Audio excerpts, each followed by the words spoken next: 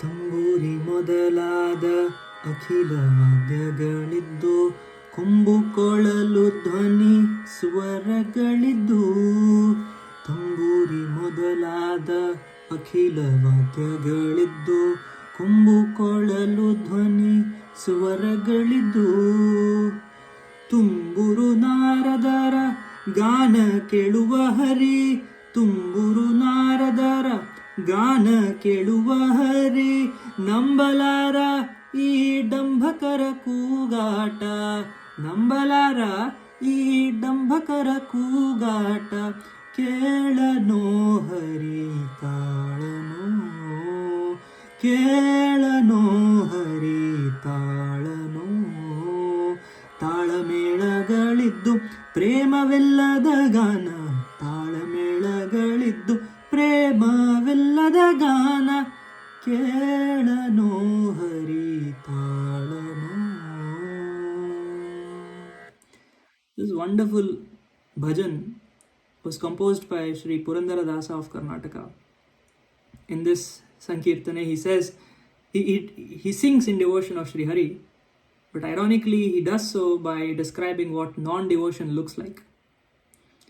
He says, even though a person may sing the praises of him, the praises of Sri Hari, with the best available instruments and the best singing techniques known to him, if such a song, even though filled with praises and adulations towards Narayana, if in words, but if the singer doesn't feel it while singing, then such a song will not be tolerated by Sri Hari. Because he is used to listening to greats like Narada singing for him. Why would he listen to someone like me if I have no devotion in my song? Elsewhere, in the 5th chapter, Krishna clearly describes our own limitations because of our own karma, what we do and how it limits us to an extent.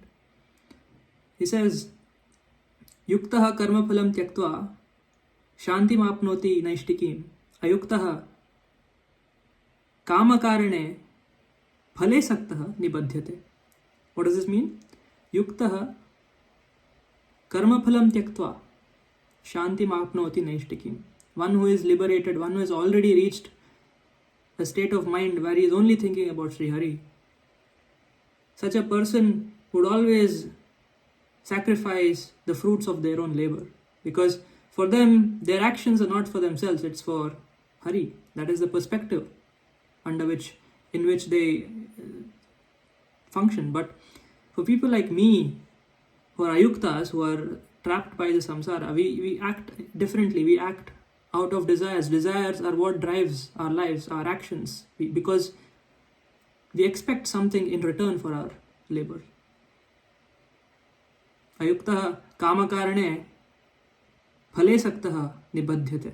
So, even though our deeds are good deeds, so society perceives them as good deeds, as long as we conduct such actions with a selfish intent, even though it could be good, it could be social service, it could be singing a bhajan, for example. As long as I sing it with an expectation of something in return, I feel good if I sing well. If my selfishness trumps my devotion, then I will be trapped further in this samsara. Because such an action, if it is a good action, it will yield punya. If it is a bad action, it will yield papa. And either of these will further ensure that I experience the fruits of such, punya. If I take ownership of my karma and I get punya out of it, then of course I'll have to face the consequences, like face the fruits, like experience the results of my good deeds. On the other hand, if I conduct bad actions and I accumulate papa, there also I will have to someday face the consequences of such actions. So, ayuktaha kamakarane phale saktaha nibadhyate. In the second chapter, however, the same Krishna tells Arjun about how to conduct actions.